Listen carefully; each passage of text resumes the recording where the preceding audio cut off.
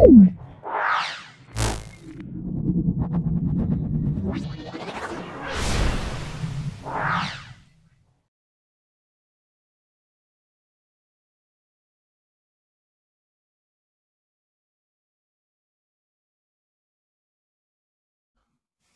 আমরা ক্লাস 10-এর ভৌতবিজ্ঞান বিষয়ে Durgapur Vidyasagar model high school solve করছি।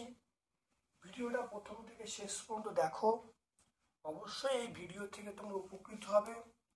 তোমাদের সকল বন্ধু বান্ধবের মধ্যে আমার ইউটিউব চ্যানেল লিঙ্কটা শেয়ার করে দেবে। আর যারা চ্যানেলটাকে এখনও সাবস্ক্রাইব করোনি, প্লিজ চ্যানেলটাকে সাবস্ক্রাইব করে নিও। বেল বাটনে ক্লিক করে দিও যাতে নিত্য নতুন ভিডিও আপলোড হওয়ার সঙ্গে সঙ্গে তোমাদের কাছে নোটিফিকেশান চলে যায়। চলে এসো আজকে বিভাগ কয়ে প্রথম প্রশ্ন, সেটা হলো নিচের কোনটি গ্রিনহাউস গ্যাস নয়? Methane greenhouse gas, CO2 greenhouse gas, N2 greenhouse gas, কিন্তু N2টা অর্থাৎ নাইট্রোজেন গ্রিনহাউস গ্যাস নয়, মনে রাখবে। তাহলে অপশান হবে অপশান বি। তারপর দেখো বয়েল সূত্রের PVP লেখচিত্র কেমন হবে? মনে রাখবে পি অক্ষের সমান্তরাল। এটা দেখে নেবে, তোমরা বইয়ে পেয়ে যাবে, এটা পেয়ে যাবে পি অক্ষের সমান্তরাল। তারপর দেখো মিথেনের আণবিক ওজন বলা আছে 16, বাষ্প ঘনত্ব কত হবে? 8 হবে, কারণ আমরা জানি m সমান 2d। m এর মান দেখো 16, তাহলে d এর মান বার করতে গেলে 16/2, 16/2 মানে 8, তাহলে অ্যান্সার হবে 8। গাড়িতে ভিউ ফাইন্ডার হিসাবে ব্যবহৃত হয় উত্তল দর্পণ। বিবর্ধক কাঁচ হিসাবে আমরা ব্যবহার করি, সেটা অবশ্যই উত্তল লেন্স, কথাটা মনে রাখবো। উষ্ণতা বৃদ্ধিতে দেখে না হয়তো পরেরটা, উষ্ণতা বৃদ্ধিতে রোধাঙ্ক হ্রাস পায়, সেটা কিন্তু অর্ধপরিবাহী। পরিবাহী এটা হবে না, অন্তরক নয়, অতি পরিবাহী নয়, একমাত্র অর্ধপরিবাহী, তার মধ্যে সিলিকন জার্মেনিয়াম, মনে রাখবে। তারপর দেখো 3 এবং 6 ওহম রোধের সমান্তর সঙ্গে তুল্যরোধ কত হবে? 2 হবে। কি করে হচ্ছে একটু দেখো, সূত্র আছে, তুল্যরোধের সূত্র RP সমান দুটো রোধের গুণফল, দুটো রোধ 3 × 6, দুটো রোধের গুণফল বাই দুটো রোধের যোগফল। দুটো 3 আর 6 যোগ করলে 9, তাহলে প্রথম ওপরে হবে গুণফল, নিচে হবে যোগফল। এবার দেখো, এবারে কাটাকুটি করো, এটা 3 হবে, এটা কাটাকুটি 2 হবে, তাহলে অ্যান্সার পেয়ে গেলাম 2। জীবাশ্মের বয়স নির্ণয়ে ব্যবহৃত হয়, এটা হলো কার্বন 14, C14, এটা আমরা ব্যবহার করি। দৈর্ঘ্য প্রসারণ গুণাঙ্ক দেখা যায় কেবলমাত্র কঠিন পদার্থে, তাহলে আমরা অপশান এ বলবো। তারপর চলে এসো কোন মৌলের অণুর মধ্যে ত্রিবন্ধন দেখা যায়? দেখে না, কোন মৌলের অণুর মধ্যে ত্রিবন্ধন দেখা যায়? এটা আমরা N2 বলবো, এটা বলবো N2 বলবো। সবচেয়ে তড়িৎ ঋণাত্মক মৌল হলো F, ফ্লুরিন বলবো। সবচেয়ে তড়িৎ ঋণাত্মক মৌল আমরা কি বলবো? ফ্লুরিন বলবো। আচ্ছা, তড়িৎ বিশ্লেষণের সময় কে তড়িৎ পরিবহন করে? তড়িৎ বিশ্লেষণের সময় অ্যানায়ন, ক্যাটায়ন বা আয়ন, আমরা কি বলবো? আয়ন বলবো। কোনটি H2S কে শুষ্ক করতে সক্ষম? H2S কে শুষ্ক করতে সক্ষম হলো গাঢ় H2SO4, আমরা কি বলবো? H2S কে শুষ্ক করতে সক্ষম, সেটা হলো গাঢ় H2SO4। নিচের কোন ধাতুটিকে কার্বন বিজারণ পদ্ধতিতে নিষ্কাশন করা যায়? এটা আমরা বলবো জিঙ্ক। জিঙ্ককে কার্বন বিজারণের সাহায্যে নিষ্কাশন করা যায়, আমরা অপশান এ বলবো। তারপর দেখো কোন গ্রুপটি ইথাইল অ্যালকোহলে উপস্থিত? ইথাইল অ্যালকোহলে আমরা বলবো OH, এই OH গ্রুপটি উপস্থিত।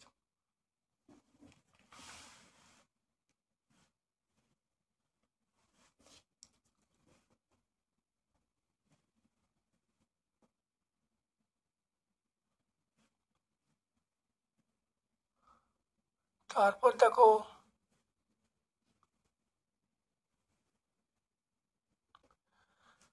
বায়োগ্যাসের মূল উপাদান আমরা বলবো মিথেন। বায়োগ্যাসের মূল উপাদান আমরা বলবো মিথেন। অথবা প্রশ্ন দেখো মিথেন হাইড্রেট এর সংকেত হলো CH4, 5.7H2O, CH4, 5.7H2O। বায়ুমণ্ডলে কোন অঞ্চলে কৃত্রিম উপগ্রহ অবস্থান করে? আমরা এক্সোস্ফিয়ার বলবো। এক্সোস্ফিয়ার হলো কৃত্রিম উপগ্রহের স্থান। শুষ্ক বায়ু আর্দ্র বায়ুর মধ্যে কোনটা হালকা? আমরা কিন্তু আর্দ্র বায়ু বলবো। কোন উষ্ণতায় গ্যাসের চাপ শূন্য হয়? -273 ডিগ্রি সেন্টিগ্রেড তাপমাত্রায় গ্যাসের চাপ এবং আয়তন শূন্য হয়ে যায়। তারপর চলে এসো তরলের প্রকৃত প্রসারণ গুণাঙ্ক এবং আপাত প্রসারণ গুণাঙ্কের সম্পর্ক। আমরা বলবো এরকম ভাবে বলবো, প্রকৃত প্রসারণ গুণাঙ্ক সমান তরলের প্রসারণ প্লাস পাত্রের প্রসারণ। আমরা এরকম ভাবে বলবো, তাহলে প্রকৃত প্রসারণ সমান তরলের প্রসারণ প্লাস পাত্রের প্রসারণ, বা আমরা এরকম ভাবে বলতে পারি প্রকৃত প্রসারণ সমান আপাত প্রসারণ প্লাস আমরা বলবো পাত্রের প্রসারণ। আপাত প্রসারণ এবং প্রকৃত প্রসারণের মধ্যে কোনটা তরলের একটা নিজস্ব ধর্ম আছে? এটা বলবো অবশ্যই প্রকৃত প্রসারণ বলবো। ড্যাশ মাধ্যমে আলোর বেগ সবচেয়ে বেশি? শূন্য মাধ্যমে আলোর বেগ সবচেয়ে বেশি। বায়ু সাপেক্ষে কাঁচের প্রতিসরাঙ্ক 3/2। বায়ু সাপেক্ষে কাঁচের প্রতিসরাঙ্ক 3/2। কাঁচ সাপেক্ষে বায়ুর প্রতিসরাঙ্ক কত হবে? 2/3। দৃশ্যমান আলোর দেখে নাও, দৃশ্যমান আলোর কোন বর্ণের বিক্ষেপণ সবচেয়ে বেশি হয়? বেগুনি বর্ণের বিক্ষেপণ সবচেয়ে বেশি হয়, লালের বিক্ষেপণ কম হয়। বিওটিকে কোন ভৌত রাশি মাপা হয়? এটা হলো বৈদ্যুতিক শক্তি। কি বলবো? বৈদ্যুতিক শক্তি বলবো। তারপর দেখে নাও, এটা একটি বাল্বের গায়ে 220 ভোল্ট 100 ওয়াট লেখা আছে। বাল্বের রোধ কত হবে? রোধ হলো R সমান V²/R। R সমান কি বলবো? V²/R। তাহলে ভি এর মান বসিয়ে দেবো, আর এর মান বসিয়ে দেবো, করলে কত হবে? 484 হবে। তাহলে অ্যান্সার হবে 484 ওহম। তারপর দেখে নাও, ফিউজ তারকে মূল বর্তনীর সঙ্গে কিভাবে যোগ করা হয়? এটা হলো শ্রেণী সমবায়। আর কিভাবে লিখবো? শ্রেণী সমবায় লিখবো। তারপর দেখো, তেজস্ক্রিয়তার এসি একক আমরা কি বলবো? বেকারল বলবো। কি বলবো? বেকারল।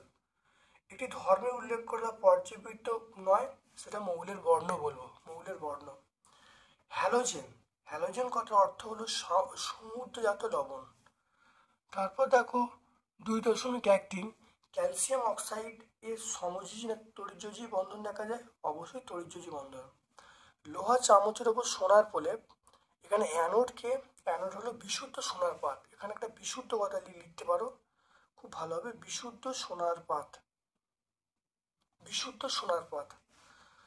তারপর দেখো, তড়িৎ বিশ্লেষণ প্রক্রিয়ায় কি প্রকার তড়িৎ ব্যবহার করে? সমপ্রবাহ, যাকে ডিসি বলা হয়, সমপ্রবাহ ব্যবহার করা হয়। অথবা প্রশ্ন দেখো, তড়িৎ বিশ্লেষণের সময় কোন তড়িৎদ্বার জারণ ঘটে? মনে রাখবে অ্যানোডের জারণ ঘটে। এরপর চলে এসো, দেখো থার্মিট পদ্ধতির সঙ্গে সম্পর্কিত, থার্মিট পদ্ধতির সঙ্গে লোহা Fe 0.88 আপেক্ষিক গুরুত্ব বিশিষ্ট। এটা লাইকার অ্যামোনিয়া বলবো। কিপ যন্ত্রে পাওয়া যায় বা তৈরি করা যায় H2S। তারপর অ্যানোড মাডে AU বলবো, তাহলে এটা মনে রাখবেন। তারপর দেখো, CH3CH2CH2OH এর ইউপ্যাক নাম প্রোপানল। আমরা বলবো প্রোপানল বলবো। একটি জৈব বিশ্লেষ্য পলিমার, এটা সেলুলোজ বলবো, শর্করা বলবো। এই নামগুলো মনে রাখবে, সেলুলোজ, শর্করা, এগুলো সব হবে।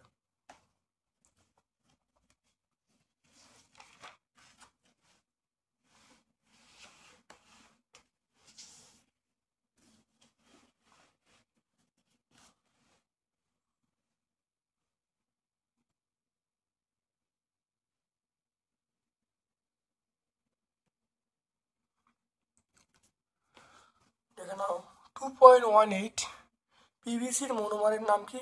পিভিসির মনোমারের নাম আমরা বলবো ভিনাইল ক্লোরাইড। পিভিসি মনোমারের নাম আমরা বলবো ভিনাইল ক্লোরাইড। এরপর চলে এসো 3.3 দাগের প্রশ্ন, গ্লোবাল ওয়ার্মিং এর দুটি কুফল।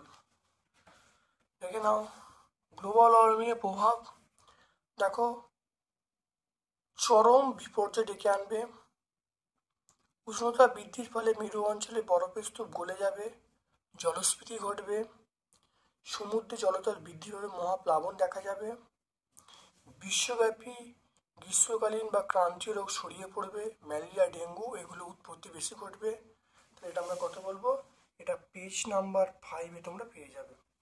গ্রিন হাউস এফেক্ট কমানোর দুটো উপায় দেখো, কমানোর উপায় নাম্বার 1, জীবাশ্ম জ্বালানি ব্যবহার ধীরে ধীরে কমিয়ে বিকল্প শক্তি পুনর্নবীকরণযোগ্য শক্তি বাড়াতে হবে, সাইকেল রিক্সা এগুলো বেশি চালাতে হবে, আর অরণ্যচ্ছেদন বন্ধ করতে হবে, সিএফসির ব্যবহার যে ধাপে ধাপে কমানো সম্ভব সে বিষয়ে গুরুত্ব দিতে হবে।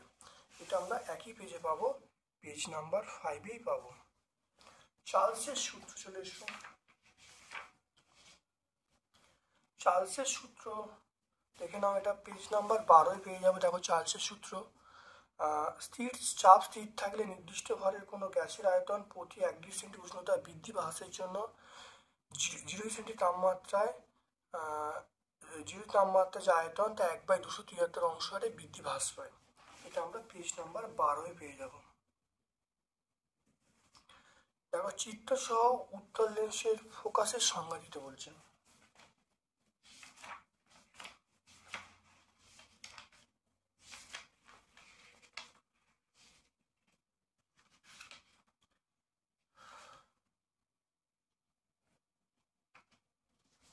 দেখে নাও, উত্তল লেন্সের ফোকাস বলে এটা বোঝাচ্ছে মুখ্য ফোকাস আমরা বলবো, অর্থাৎ লেন্সের প্রধানকের সমান্তরালে আপাতের রশ্মিগুচ্ছ লেন্স দ্বারা প্রতিসরণের পর উত্তল লেন্সের প্রধানকের কোনো বিন্দু মিলিত হয়, তখন সেই বিন্দুকে আমরা বলবো মুখ্য ফোকাস বলবো। তাই ছবি লিখে দেবো।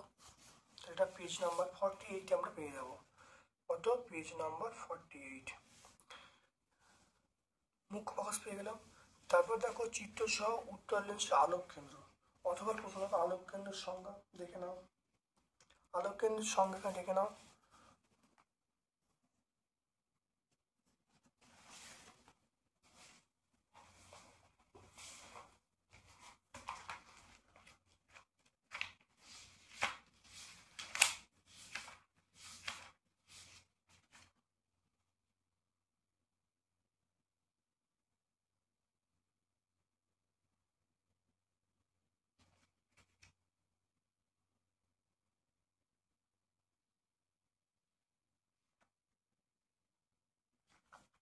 দেখে নাও আলোক কেন্দ্রের সংজ্ঞা ভালো করে দেখে নাও। ছবিটা প্রথম আঁকবে।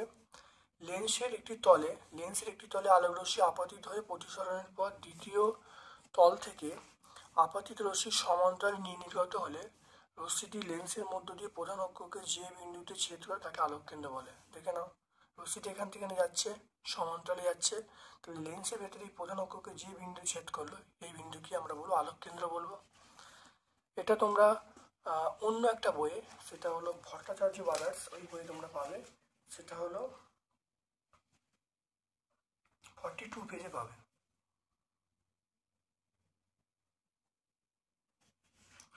ওহমের সূত্র দেখো, ওহমের সূত্র বিবৃত করতে বলছেন। দেখে নাও ওহমের সূত্র, দেখে নাও ভালো করে, ওহমের সূত্র বিবৃত করতে বলছেন।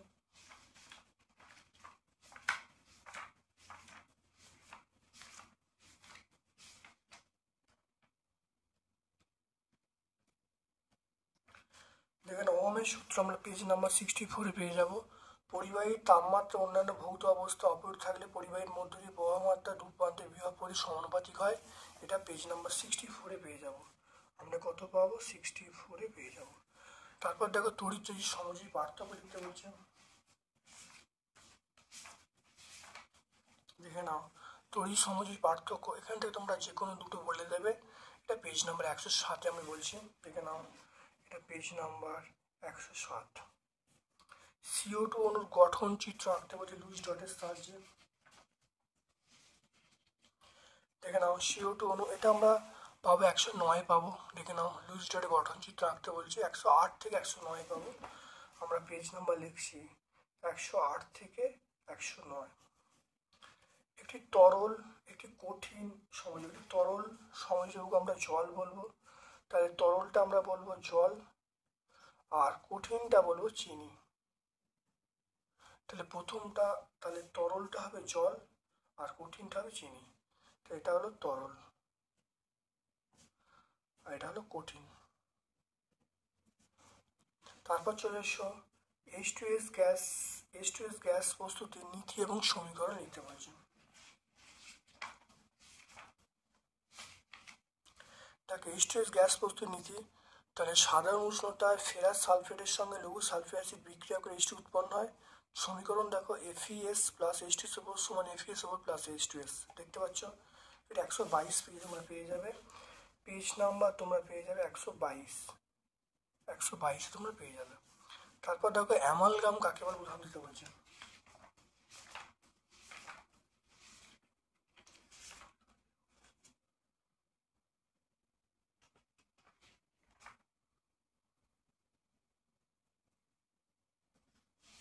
এখানে অ্যামালগাম কাকে বলে। অ্যামালগাম দেখো ধাতু সংকরে একটি উপাদান যদি পারদ হয় তাহলে তাকে আমরা পারদ সংকর বা অ্যামালগাম বলবো। যেমন দাঁতের চিকিৎসা আমরা এজি এবং এজি ব্যবহার করি, আয়না তৈরিতে এসএন এবং এজি ব্যবহার করি। এগুলো দেখে নেবে অ্যামালগাম কাকে বলে। এটা পেজ নাম্বার 130 আমরা পেয়ে যাব, 130। তারপরে অ্যালুমিনিয়াম পাত্রে টক জাতীয় খাবার খাওয়া উচিত নয় কেন।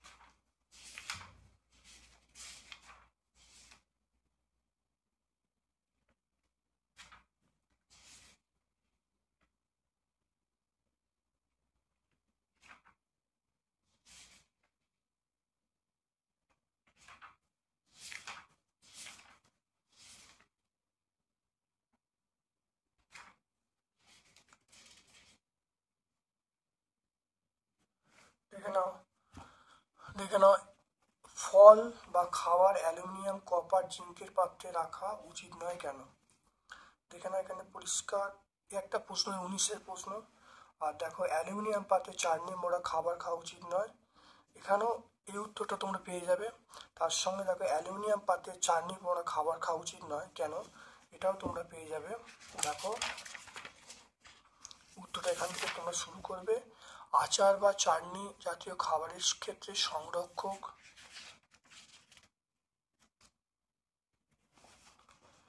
হিসাবে আমরা ভিনিগার ব্যবহার করি। ভিনিগার হলো অ্যাসিটিক অ্যাসিড নামক জৈব অ্যাসিডের জলীয় দ্রবণ। অ্যাসিটিক অ্যাসিড অ্যালুমিনিয়ামের সঙ্গে বিক্রিয়া করে জলে দাব্য অ্যালুমিনিয়াম ঘটিত লবণ উৎপন্ন করে, যা মানবদেহের পক্ষে অত্যন্ত ক্ষতিকারক। ফলে অ্যালুমিনিয়ামের পাত্রে মোড়া আচার বা চাটনি খাওয়া একদম উচিত নয়।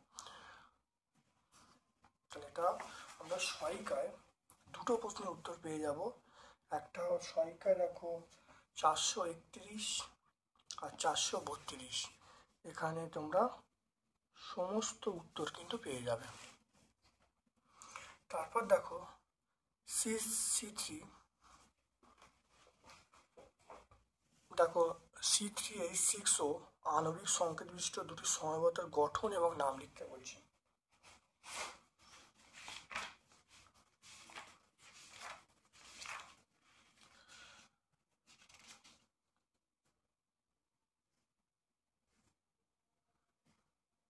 দেখে নাও গঠন এবং নাম, এটা প্রথম এইটাকে আমরা বলবো এন প্রোপাইল, আর এটাকে আমরা বলবো আইসোপ্রোপাইল অ্যালকোহল। তাহলে আমরা এটা দেখো দুটো পাচ্ছি, একটা আর একটা, তাহলে আমরা পেজ নাম্বার 140-এ পাবো। পলিথিনের মনোমারের এবং নাম এবং সংকেত। পলিথিনের মনোমার, পলিথিন দেখো পলিথিনের মনোমার আমরা বলি ইথিলিন। ইথিলিনের সংকেত হলো CH2 এর ব্যবহার কি দেখো প্যাকিং দ্রব্যরূপে, ব্যাগ তৈরিতে, জলের পাইপ তৈরিতে ব্যবহার করা হয়। পেজ নাম্বার 145 অত্যন্ত ইম্পর্টেন্ট।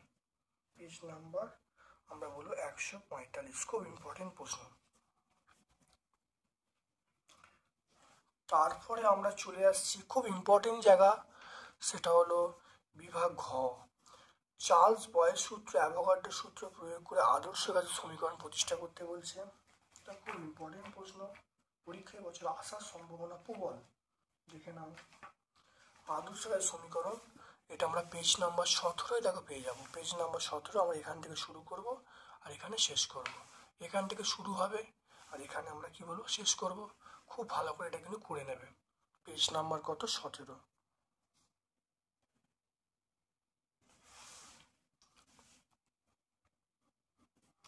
তারপর দেখো দুটো অঙ্ক আছে, দেখে নাও। দেখা আছে লোহিত তপ্ত, দেখো 4.2, লোহিত তপ্ত লোহার ওপর দিয়ে স্টিম চালনা করলে 2 মোল হাইড্রোজেন অণু পেতে কত গ্রাম লোহার প্রয়োজন হবে? দেখে নাও।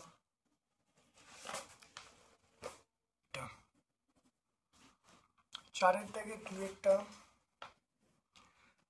3Fe প্লাস 4H2O, এটা আমরা বলবো Fe3O4 প্লাস 4H2। এবার এখানে দেখো এটা 3 মোল, 3 মোল সমান 3 × 56 গ্রাম সমান কত বলবো? 168 গ্রাম। এখানে দেখে নাও 4 মোল, 4 মোল হচ্ছে 4 মোল, তাহলে 4 মোল হাইড্রোজেন, 4 মোল হাইড্রোজেন পাওয়ার জন্য 4 মোল হাইড্রোজেন পাওয়ার জন্য 4 মোল হাইড্রোজেন পাওয়ার জন্য প্রয়োজনীয় আয়রন, প্রয়োজনীয় আয়রন 4 মোল হাইড্রোজেন পাওয়ার জন্য প্রয়োজনীয় আয়রন কত? সেটা আমরা বলবো 168 গ্রাম। 168 গ্রাম। 1 মোল হাইড্রোজেন পাওয়ার জন্য প্রয়োজনীয় আয়রন 168/4। আর কত বলা আছে? 2 মোল বলা আছে। 2 মোল হাইড্রোজেন পাওয়ার জন্য প্রয়োজনীয় আয়রন কত হবে? 168 × 2/4, কাটাকাটি করলে 2, এটা 8 4, তাহলে কত হবে? আমরা বলবো এটা বলবো 84 গ্রাম। তাহলে 84 গ্রাম। তাহলে দেখো 4 মোল, দেখে নাও 4 মোল হাইড্রোজেন পাওয়ার জন্য প্রয়োজনীয় আয়রন 168 গ্রাম, একে কত? আর এখানে দেখে নাও 2 মোলে কত করলে কত হবে? 84 গ্রাম হবে। এরপর দেখো একটা অথবার প্রশ্ন আছে। দেখো অথবা একটা প্রশ্ন আছে, কত গ্রাম চুনা পাথরের তাপ বিয়োজনে 16.8 গ্রাম চুন পাওয়া যাবে? দেখে নাও, খুব ইম্পর্টেন্ট। এটা হলো CaCO3 CaO প্লাস CO2। এখানে দেখে নাও এটা ক্যালসিয়াম মানে 40, এটা 12, এটা হলো 3 × 16, এটা কত হবে? এটা আমরা বলবো 100 গ্রাম।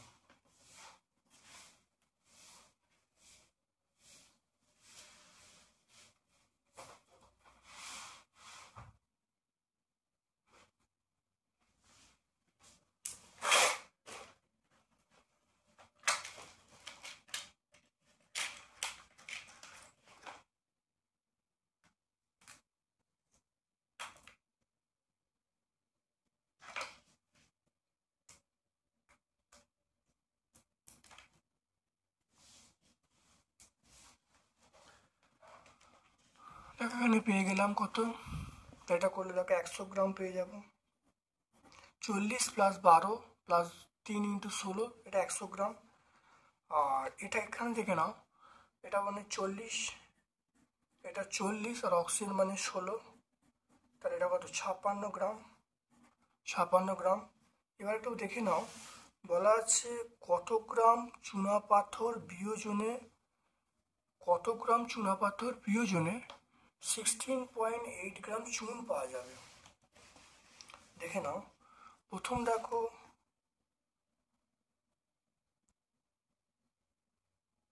তাহলে আমি বলছি 56 গ্রাম CO উৎপন্ন হয় 100 গ্রাম CaCO3 থেকে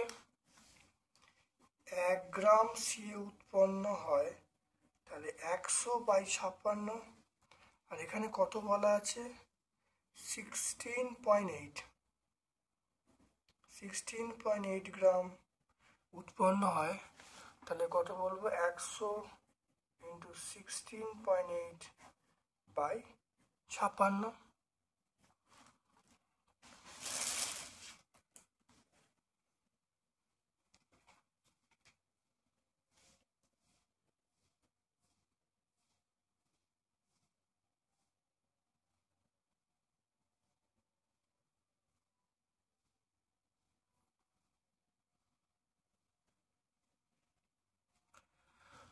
তাহলে এটা করলে যেটা হবে, তাহলে 100 × 168/56 ইন্টু, আমরা এখানে 10 পয়েন্টে দিলাম। এবারে দেখো 56কে এটা ডাইরেক্ট কাটা যাবে, দেখে নাও, দেখো ডাইরেক্ট কাটা, দেখো 56কে 3 দিয়ে গুণ করো, দেখে নাও 56কে 3 দিয়ে গুণ করি, দেখে নাও 3 দিয়ে গুণ করলে 318, 8 হাতে 1, এটা হলো 15, একে 16, তাহলে 168। তো এটা আবার ডাইরেক্ট কাটছি, এটা 3 দিয়ে, 0 এটা কেটে গেল, তাহলে কত গ্রাম, তাহলে 30 গ্রাম, 30 গ্রাম CaCO3 থেকে। তো দেখতে পেলে, তাহলে অ্যান্সার হয়ে গেল 30 গ্রাম।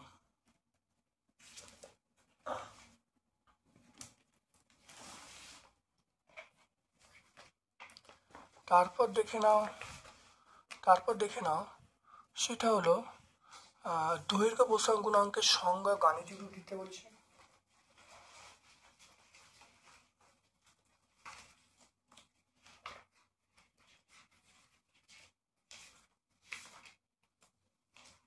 দেখো দৈর্ঘ্য প্রসারণ গুণাঙ্কের সংজ্ঞা, তো এখানে পেয়ে যাবে সংজ্ঞাটা, গাণিতিক রূপ আমরা এইটা বলে দেবো, তাহলে এখান থেকে এটা বলে দেবো, তো এটা পেজ নাম্বার 29-এ পেয়ে যাবো, এটা পেয়ে যাবো পেজ নাম্বার 29। তাপ পরিবাহিতন কাকে বলে, এর এসআই একক দেখে নাও। তাপ পরিবাহন কাকে বলে, এরকম সংজ্ঞাটা আছে, এখান থেকে বলবো, এই পর্যন্ত বলবো।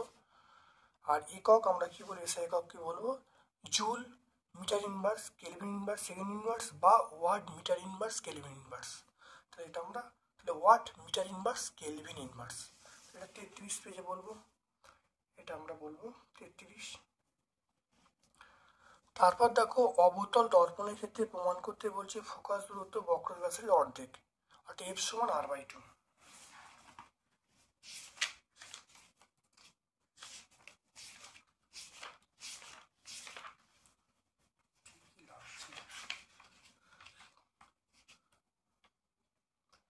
দেখে নাও, আমরা এখান থেকে কিভাবে প্রমাণ করবো ভালো দেখে নাও। এইটা অবতল দর্পণের ক্ষেত্রে এটা 39 পেজে আমরা পেয়ে যাব, এখান থেকে শুরু হবে ফোকাস দূরত্ব এবং বক্রতা ব্যাসার্ধের মধ্যে সম্পর্ক, দেখো অবতল দর্পণের ক্ষেত্রে এটা পেজ নাম্বার 39।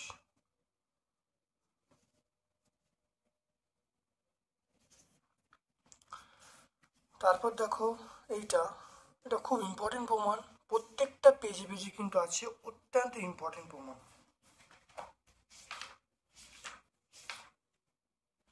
এটা আমরা পেয়ে যাব পেজ নাম্বার 45, দেখতে পাচ্ছ এই প্রমাণটা আছে, এটা আমরা পেয়ে যাব পেজ নাম্বার কত, পেজ নাম্বার 45-এ পাবো, ঠিক আছে, এটা আমরা পেজ নাম্বার 45-এ পাবো।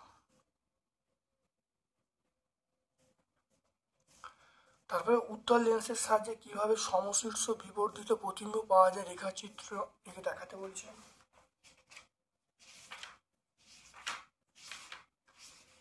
দেখে নাও, এটা আমরা পেজ নাম্বার 50-এ পেয়ে যাব, এই ছবিটা আঁকবো, এখানে একটু লিখে দেবো, প্রথম ছবিটা ভালো করে আঁকবো, আর এখানে যে প্রতিবিম্ব তৈরি হচ্ছে সেই প্রতিবিম্বটা হলো অসৎ হবে, সমশীর্ষ হবে, বিবর্ধিত হবে, পেজ নাম্বার 50। তারপর দেখো ফ্লেমিং এর বামহস্ত নিয়ম।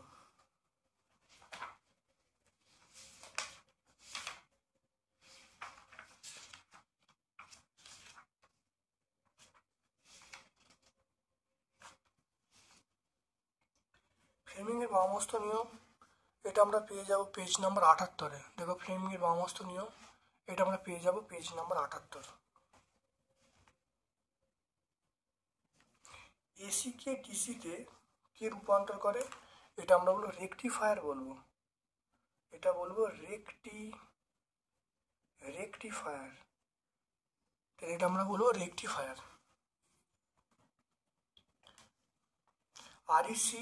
RECTIFIER। তারপর দেখো বৈদ্যুতিক, তারপর দেখে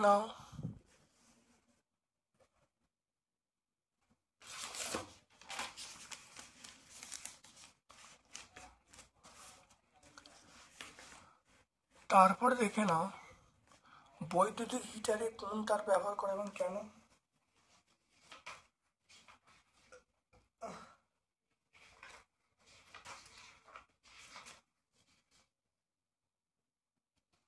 দেখো বৈদ্যুতিক হিটার তোমরা দেখে নাও, এখানে আমরা নাইক্রোম তার ব্যবহার করি, দেখে নাও নাইক্রোম তার আমরা ব্যবহার করি বৈদ্যুতিক হিটারে। এবারে কারণটা দেখে নাও, কারণ হলো নাইক্রোম তার স্প্রিংয়ের মতো পেঁচিয়ে থাকে। নাইক্রোম তারে দু প্রান্তে প্লাগের সাহায্যে ইলেকট্রিক লাইনে যোগ করলে উত্তপ্ত হয়ে লাল হয়ে যায়। নাইক্রোম তার রোধাঙ্ক বেশি হয়, তাই এটি বেশি উত্তপ্ত হয় এবং সহজে জারিত হয় না, এবং নাইক্রোম তারের গলনাঙ্ক বেশি হওয়ার জন্য এটা ব্যবহার করা হয়। তাহলে দুটো পয়েন্ট তোমরা বলবে নাইক্রোম তার ব্যবহার করা হয়, এখানে কারণ হলো যে এর রোধাঙ্ক বেশি হয়, ফলে তাড়াতাড়ি উত্তপ্ত হয়, সহজে জারিত হয় না, আর গলনাঙ্ক খুব বেশি হয়, ফলে হিটারে নাইক্রোম তার আমরা ব্যবহার করি। তাহলে এটা পেজ নাম্বার 72-এ আমরা পেয়ে যাব, এটা আমরা পেজ নাম্বার 72-এ পেয়ে যাব। বৈদ্যুতিক ইস্ত্রিতে অন্তরক হিসাবে, বৈদ্যুতিক ইস্ত্রিতে অন্তরক হিসাবে আমরা কি ব্যবহার করি? বৈদ্যুতিক ইস্ত্রিতে অন্তরক হিসাবে আমরা অভ্রের পাত ব্যবহার করি, অন্তরক হিসাবে আমরা ব্যবহার করি অভ্রের পাত।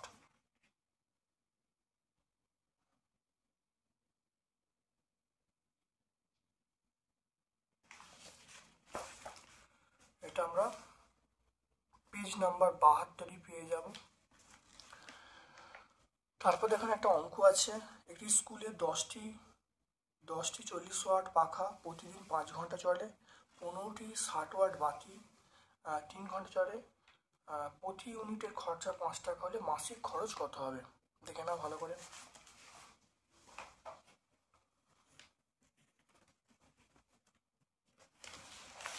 খুব ভালো করে আমরা কিন্তু দেখে নেব, খুব ভালো করে আমরা দেখে নেব 4.7। আচ্ছা 4.7 এটা হলো, দেখো আমরা বলবো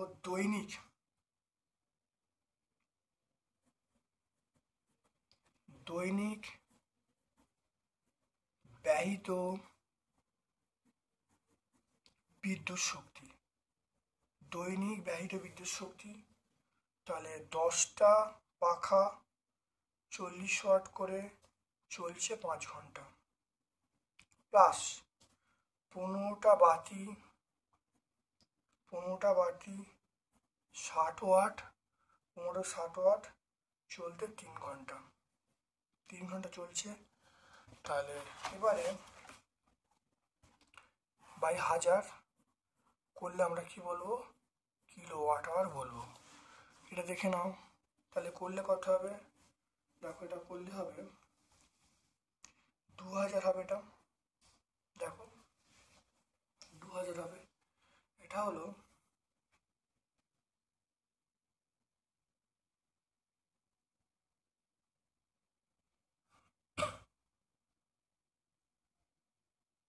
আমরা পাবো 2700, পাবো 2700 কিলোওয়াট আওয়ার।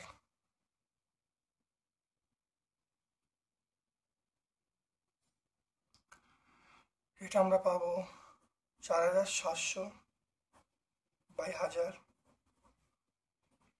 শূন্যগুলো কেটে গেল। তাহলে 4.7 কিলোওয়াট আওয়ার মানে আমরা কি বলবো? বিওটি বলবো, 4.7 বিওটি। তাহলে মাসিক বিদ্যুৎ খরচ, তাহলে 4.7 × 30,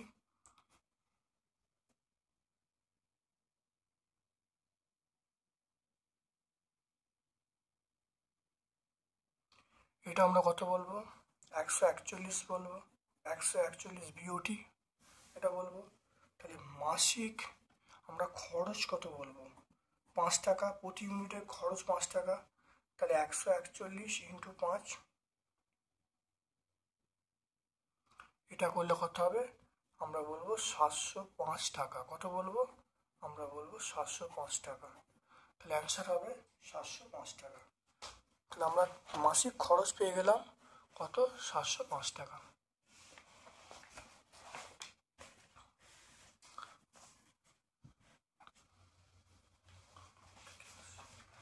তারপর দেখো আধুনিক পর্যায় সূত্রটা লিখতে বলছে। আধুনিক পর্যায় সূত্র দেখে নাও, বিভিন্ন মৌলের ভৌত রাসায়নিক ধর্ম তাদের পরমাণু ক্রমাঙ্ক বৃদ্ধির সঙ্গে সঙ্গে পর্যায়ক্রমে পুনরাবৃত্তি হয়। এটা পেজ নাম্বার 98 আমরা পেয়ে যাব, পেজ নাম্বার 98 পেয়ে যাব। আয়নাইজেশন শক্তি, এখানে আমরা পেয়ে যাবো আয়নাইজেশন শক্তি। দেখে নাও, এটা এখান থেকে বলে দেবো, এখান থেকে শুরু করবো, এখান পর্যন্ত বলে দেবো। আয়নাইজেশন শক্তি পেজ নাম্বার 101 আমরা পেয়ে যাব, পেজ নাম্বার 101।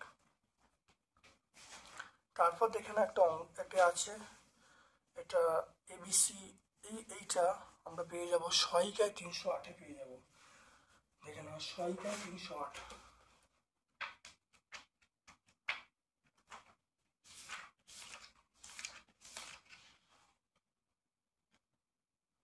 দেখে নাও, এই উত্তরটা আমরা এখান থেকে পেয়ে যাব।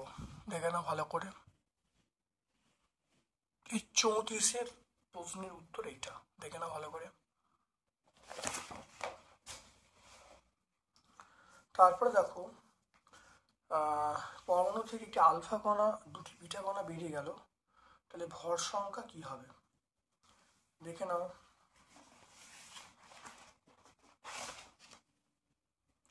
4.9 দেখো এক্স, এটা 236, এটা 92। এখানে বলা আছে প্রথমে দুটো আলফা কণা যদি বেরোয়, তাহলে দুটো আলফা কণা বেরোলে তাহলে তাহলে এটা হলো আলফা কণা বেরোলে ভর সংখ্যা 4 কমবে। তাহলে ওয়াই মৌল একটা তৈরি হবে, ওয়াই মৌল তৈরি হলো, ওয়াই মৌলটার তাহলে ভর সংখ্যা কমে গেল 236 -2 -4 তাহলে 4 একক করে কমবে, তাহলে 4 করে কমলো। আর এটা ভর সংখ্যা কমে গেল 4 করে, আর প্রোটন সংখ্যা কমে গেল কত দেখো, প্রোটন সংখ্যা কমে গেল তাহলে 92, তা থেকে আমরা বলবো -2 বলবো। এবারে দেখে নাও দুটো বিটা কণা, আবার বলি দুটো বিটা কণা, তাহলে দুটো বিটা কণা যদি বেরোয় এর কোনো পরিবর্তন হবে না, এর একটা করে বাড়বে, তাহলে একটা করে বাড়লো। তাহলে আমরা মৌলটা, আলটিমেট মৌলটা কি হলো, তাহলে এখানে দেখো আমরা বলবো ওয়াই মৌল তৈরি হলো, তাহলে এটা 228 হবে, ভর সংখ্যা 228। আর পরমাণু ক্রমাঙ্ক যেটা হবে দেখো, এটা হবে দেখে নাও 92 হবে, 92। এটা -2 +2 কেটে গেল, তাহলে আমরা 90 বলবো।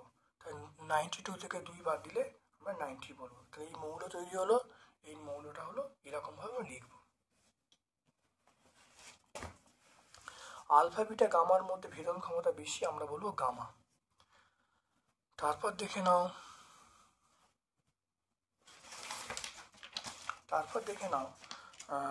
তড়িৎ বিশ্লেষণ পদ্ধতিতে অ্যালুমিনিয়া থেকে অ্যালুমিনিয়াম নিষ্কাশনে ক্যাথোড, অ্যানোড এবং তড়িৎ বিশ্লেষণে কি কি ব্যবহার করবে। অ্যানোড বাদে পাওয়া যায় একটা ধাতুর নাম, খুব ভালো করে দেখে নাও।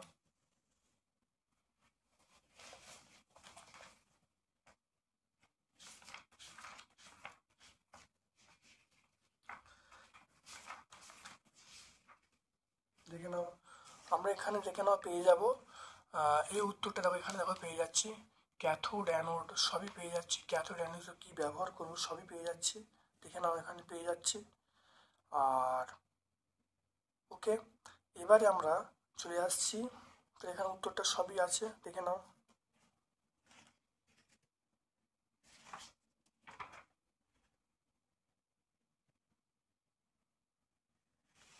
তাহলে এখানে উত্তরটা পরিষ্কার আছে, দেখে নাও, দেখতে পেলে। আর এখানে পরের প্রশ্নের উত্তরটা আমি পেয়ে যাচ্ছি। দেখো, ওই অ্যানোড মাঠে পাওয়া যায় AgAuPT। তাহলে এটা আমরা 115 পেজে, এটা আমরা পেয়ে যাব পেজ নাম্বার 115, আর এটা হলো Ag। তারপর দেখো, অসওয়াল্ড পদ্ধতিতে নাইট্রিক অ্যাসিড তৈরি, যে অসওয়াল্ড পদ্ধতিতে নাইট্রিক অ্যাসিড শিল্প উৎপাদন নীতি, অনুঘটক এবং রাসায়নিক সমীকরণ লিখতে বলছে। অসওয়াল্ড পদ্ধতি দেখো, এটা আমরা পেয়ে যাব পেজ নাম্বার 126-এ।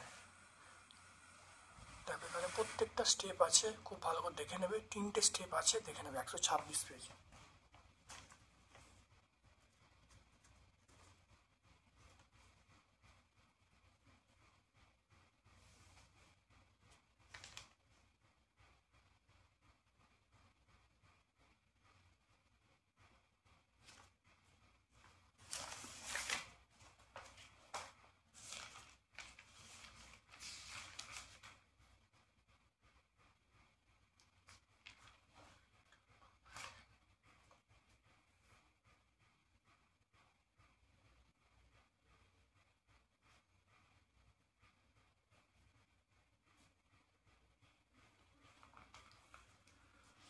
দেখো এইটার নাম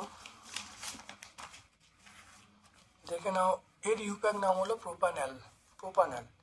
এরপর চলে আসছো ডিনেচার স্পিরিট কি এর ব্যবহার, দেখে নাও। এরপর চলে এসছো ডিনেচার স্পিরিট কি এর ব্যবহার, দেখে নাও।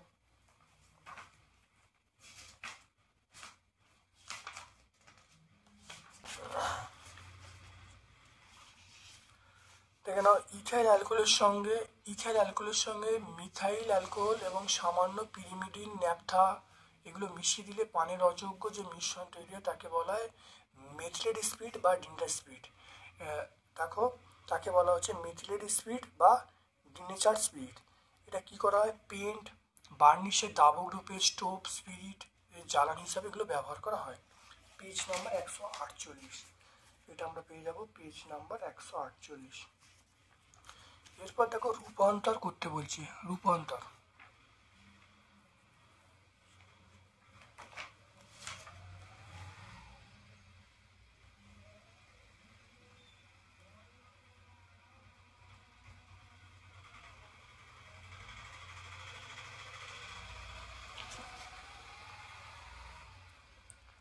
তারপর দেখো, ইথাইল অ্যালকোহল থেকে C2H4, দেখো কিভাবে তৈরি হবে, দেখে নাও।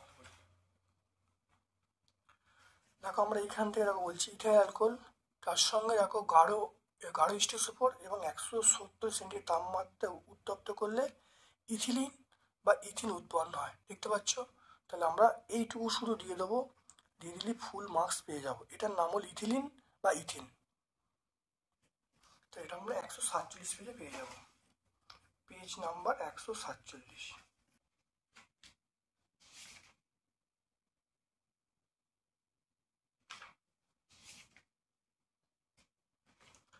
দেখে নাও, আমরা দেখে নাও,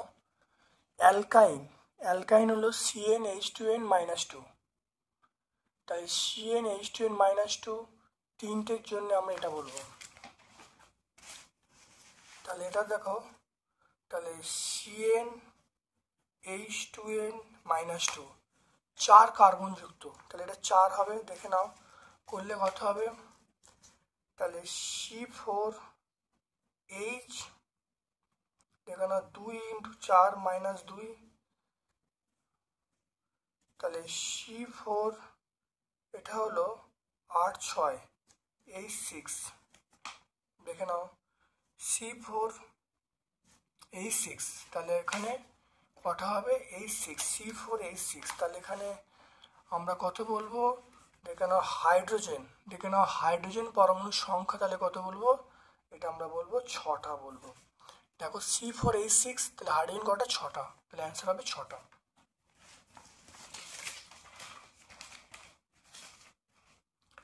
তাহলে আজকে আমরা তাহলে এই স্কুলটা তাহলে আজকে আমরা